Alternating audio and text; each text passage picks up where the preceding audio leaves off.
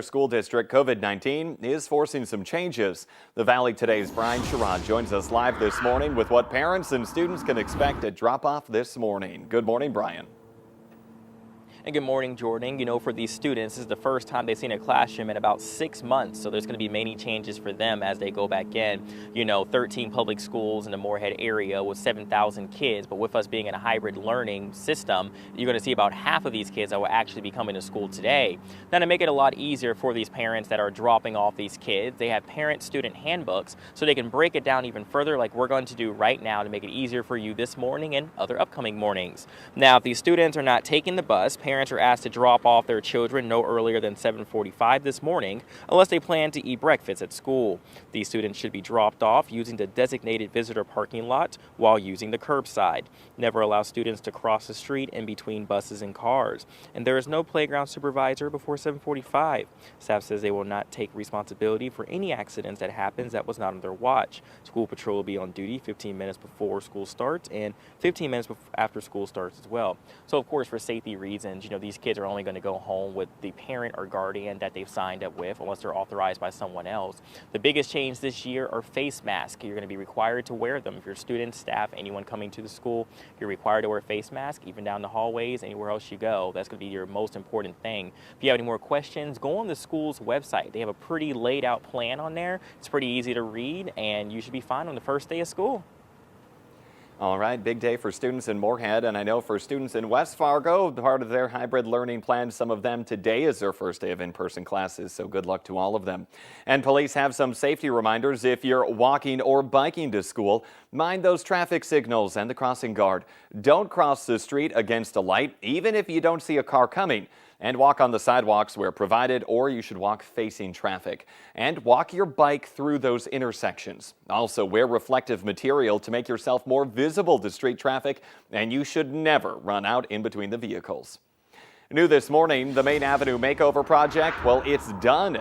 People headed back to work or school today after the Labor Day holiday in Fargo. They're going to see a surprise where construction cones used to be.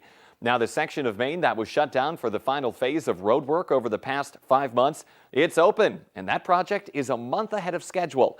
It's now clear sailing on Main Avenue from Broadway to University Drive after that stretch between 8th and 10th Street wrapped up over the weekend. And luckily, that road construction wrapped up. They'd be cold if they were out there this morning. It's a first alert weather day, and that's because it's pretty chilly out there, Lisa. It's quite chilly out there. We're looking at some conditions that are going to be at the freezing mark or even below for you to step out the door to this morning. You can see that we've got a pretty sunrise happening, just about to peak over the horizon. It's rising later and later, closer to that 7 o'clock hour, meaning our lowest temperatures of the morning are often around this time, maybe even a couple of minutes after the 7 o'clock hour before we start to warm up. So we're looking at some numbers again that are frigid, especially compared to what we're used to. We're at 30 degrees in Langdon, 30 in Crookston and in Foston. This is the first time we've seen some freezing temperatures in a while in the valley. Even Valley City down in the Southern Valley, we're down to 32. And so there may be some areas of freezing conditions, but also some patchy frost. You might have to look for that ice scraper to scrape off the windshield or get that car defrost going here this morning to clear that. We're at 33 degrees in Grand Forks, and Fargo's at 36. So there is the possibility we could see a little bit of frost even around the FM metro. Here's a look at our wind speeds. We're looking at wind out of the north or northwest. Most of us less than 15 miles per hour. Oaks does have a gust of 18. And your radar and satellite map, most of us, again, more on the clear side up north and over to the west. We're seeing more clear skies under the clouds in Fergus Falls and down to Sisseton. So it's a little milder there, a little more gray for the start of your day. And we've been keeping an eye on this because, as cool as it is, and if you're not loving this turn to colder temperatures, at least we're avoiding what we're dealing with over in the Rockies and back over into the Black Hills too. They've got snow coming down in that area. They're expecting some accumulating snow even in Denver, especially on the higher areas out west. So again, conditions could be a little bit worse for us here in the valley, even though it is feeling pretty frigid this morning. So the kids will need that thicker coat here out at the bus stop. Maybe not the big parka, but something that's a little more substantial here this morning with that potential for some frost too. We got some mostly sunny to partly cloudy skies. It really depends on where you are, but in the Fargo-Moorhead area, we're looking at about 36 degrees. And then coming home, well, temperatures are going to be a little milder, but it's still cool. We're running a good 15, 20 degrees below average in spots for your highs today. So more 50s. And we may end up with a little more cloud cover this afternoon in some parts of the valley, including in the FM area, back over into Minnesota as well here for that second part of your day today. That will eventually clear. And that leads to another night where we're going to need to be concerned about frost and freezing conditions. In fact, it may be more widespread heading into Wednesday morning. We have that freeze watch. So you're going to want to take those measures to protect your plants, your gardens, your flowers here once again heading into tonight. Now, as we head into the second part of the week, we start to make that recovery. Thursday looks better, though there may be some spotty areas of patchy frost Thursday morning. We are going to work our way back to the low 70s, though, by the weekend. Next chance for rain will be Friday night, maybe lingering into early Saturday morning. So this doesn't last. If you're not loving this, if it's scaring you a little bit, that winter is on the way. It is, but we're going to hold it off a little while longer. Just getting a little taste of fall here in the next couple of days. Have to give us all a little bit of dose of reality here. It couldn't last forever. All right. Yes. Thank you very much, Lisa. We have breaking news for you now from overnight. A Fargo man is in jail after state troopers busted him for speeding on I-94 and then trying to get away from them. The Highway Patrol says when they tried to pull over a driver near Valley City late last night, he took off on what ended up being a 48-mile chase. Now they flattened all 4 of his tires with stop sticks, but he was still going at about 15 miles per hour. A trooper finally stopped the vehicle northeast of Valley City using a pit maneuver and then arrested 27-year-old Austin Muck for reckless endangerment, driving under suspension, and fleeing.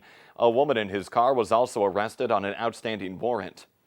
There is a report of a stabbing in northern Minnesota, but law enforcement is not giving us many details yet this morning.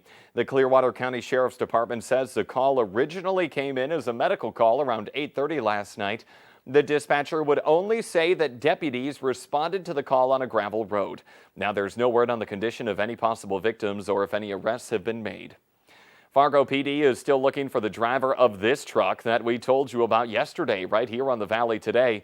That vehicle was found on its side just before 6:30 yesterday morning near the Avalon Event Center in South Fargo. Police say it looks like the driver hit that pole and then took off after the crash.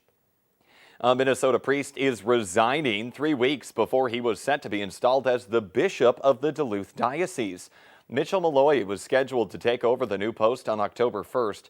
The Diocese of Rapid City is investigating an accusation of sexual abuse against a minor made against Malloy when he was a priest there during the 1980s. We have the latest this morning on the wounded Minnesota police officer that we have been following for you since January. The family of Eric Matson of Waseca says that he suffered a setback in his recovery from a head injury. Matson was wounded January 6th during a call about a suspicious man in a Waseca neighborhood. Now, his wife writes on his Caring Bridge site that Eric had 2 back-to-back seizures last month on his main side affected by that brain injury. She says he lost out on some therapy time and he'll now be on anti-seizure medicine for the rest of his life. The man who shot Matson, he'll be sentenced next Friday. 37-year-old Tyler Janowski pleaded guilty in July to attempted murder. He could face 35 years in prison. A Grand Forks police officer who was shot and killed earlier this year was honored by the Minnesota Twins yesterday. Cody Holte was killed while police were serving eviction papers at a Grand Forks apartment in May. A Facebook post on the Twins page says Holte was a lifelong fan of the team. The family of a 22-year-old West Fargo man killed in a 2018 crash is now working to keep his legacy alive, not only in the Red River Valley, but across the country. Since his death, Cameron Bolton's organs, bones, and tissues have given the gift of life to dozens of people across the country. It's a story that's now paired with a painted Donate Life rock placed inside a plastic bag and then distributed across the U.S. So with each rock that goes out, I hope it spawns a conversation with the people who find it. And I hope that they take a look at Cameron's story and say, yes, I would like to be an organ donor, or what is Donate Life? What is this rock all about? So far, his mom, Sarah, says all 50 states have at least one rock, and she has a goal set of having a rock in every city in the country. Now, Fisher says if you're interested in painting rocks or helping distribute some, perhaps on that next family road trip, contact her. You'll find her email address on this story on the VNL News app. There was a push early on to super clean everything that you got from the grocery store to fight the spread of the coronavirus, but now we're hearing there's not much reason to worry that you'll get sick with COVID from food that you eat or handle.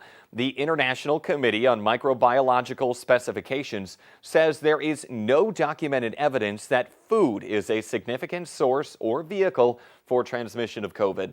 The group says it is possible, but so far there's no confirmed cases of that.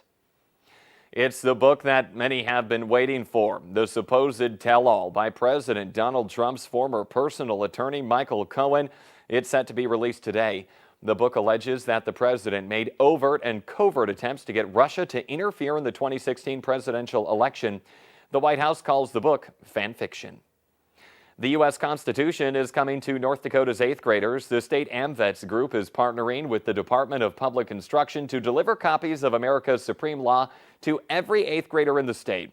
Now, AMVET spent yesterday boxing up more than 9,000 booklets. They'll be distributed on the 17th, also known as Constitution Day. Let's now get the answer to our question of the morning on Facebook. That question, 14% of people say you can definitely be too old to do this. The answer, go to a concert. I don't think that's true, though. But join us here for more news and local weather coming up on the Fargo CW. Have a good first day of school, everyone.